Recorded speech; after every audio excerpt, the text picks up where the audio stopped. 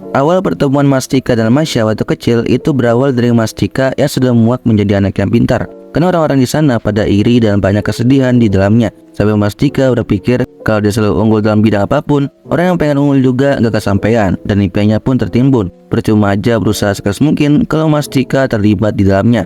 Apalagi Mastika sedang gak dipuji lagi sama ibunya, yang ngebuat dia pengen berhenti dan mendingan bolos aja. Nah, ketika Mastika berjalan tanpa tujuan, matanya tertuju di sebuah game center. Karena teman sekelasnya banyak yang membicarakan hal itu, sampai ngebuat Mastika tertarik ingin mencobanya. Awalnya sih dia nggak ngerti ya cara mainnya, tapi setelah beradaptasi hanya mencoba 4 kali doang, dia langsung menguasai game tersebut. Bahkan setelah Mastika mencoba capir boneka, dia langsung mendapatkan boneka sebanyak mungkin, sampai hadiahnya itu dikasih kepada penontonnya yang menonton di sekitarnya. Selama udah beberapa hari, Mastika pun datang lagi ke game center, tapi dia malah diusir nggak boleh datang lagi.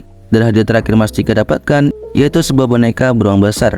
Setelah diusir, Mastika jalan ke arah pulang sambil membawa boneka itu, dan matanya tertuju lagi di sebuah taman yang dipenuhi banyak wahana permainan. Di sana, dia melihat sosok gadis yang kelihatan tampak sedih dan kebingungan. Ternyata dia lagi diajak sama anak-anak di sana, karena gadis tersebut gak bisa ngomong bahasa Jepang dengan lancar. Dan pada akhirnya, gadis tersebut hanya merengek dengan bahasa Rusia. Lalu anak-anak yang mengajak itu malah tambah jadi dan meninggalkan gadis itu sendirian. Mastika yang melihat tindakan itu sangat kesal dan ingin membalas anak-anak tersebut. Tapi dia mengurungkan niatnya, lalu menarik perhatiannya kembali kepada gadis itu.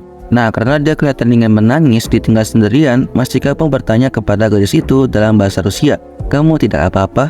Tapi gadis tersebut malah kaget dan memuji Mastika kalau dia bisa bahasa Rusia, walaupun hanya sedikit. Dan gadis itu dengan wajah yang bahagia memperkenalkan dirinya kalau dia bernama Masya. Lalu Mastika kenalin dirinya juga kepada Masya. Tapi Masya tiba-tiba bertanya siapa anak ini.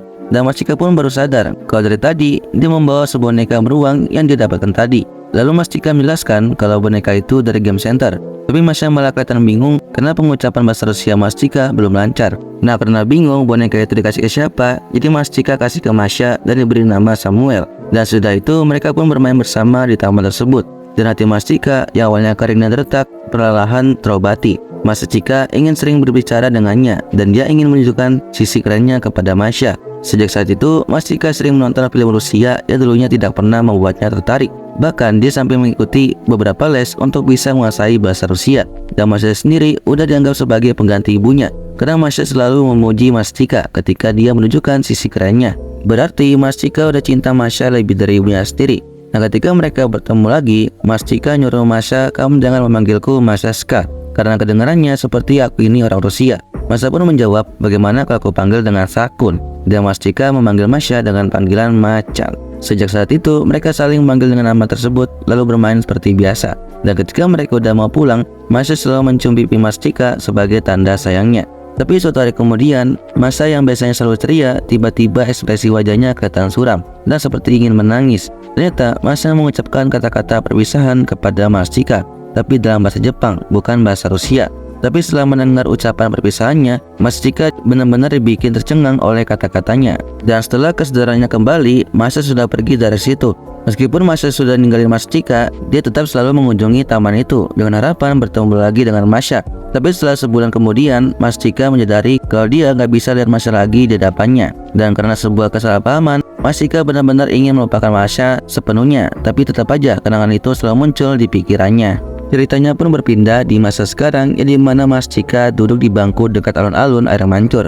Dari sana, dia benar-benar dibikin terpuruk karena Mastika merasa gagal menjadi seorang kakak. Sekaligus mengingat masa kelamnya itu, bahkan dirinya menganggap kalau dia tidak pantas untuk siapapun. Nah, sesudah Mastika melepaskan rasa penyesalan itu, dia pun langsung pulang, tetapi sekali mampir dulu di sebuah taman.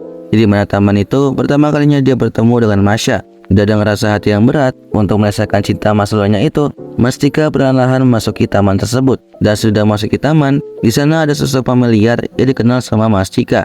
Dan sosok itu menyadari Mastika berada di hadapannya. Dan dia langsung menghampiri Mastika lalu berkata, "Sudah lama tidak bertemu ya, Mastika."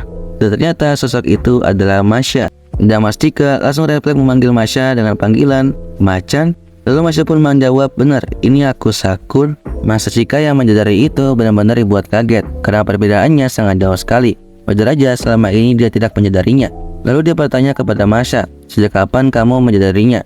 Masya pun menjawab, "Tepat setelah kita bertemu di ruang OSIS. Tapi aku agak sedikit ragu karena margamu berbeda. Harusnya kan marga Suwo." Dan aku juga memastikannya dengan berbicara bahasa Rusia. Tapi kamu malah pura-pura nggak tahu. Jadi aku pikir mungkin salah orang. Tapi setelah melihat bekas luka yang ada di bahu Mastika, Masha pun menyadarinya kalau dia adalah benar-benar Shakun dan tidak mungkin salah orang. Karena dulunya Mastika menyelamatkan Masha dari serangan guguk. Jadi dia tahu kalau itu bekas dari serangan hewan tersebut.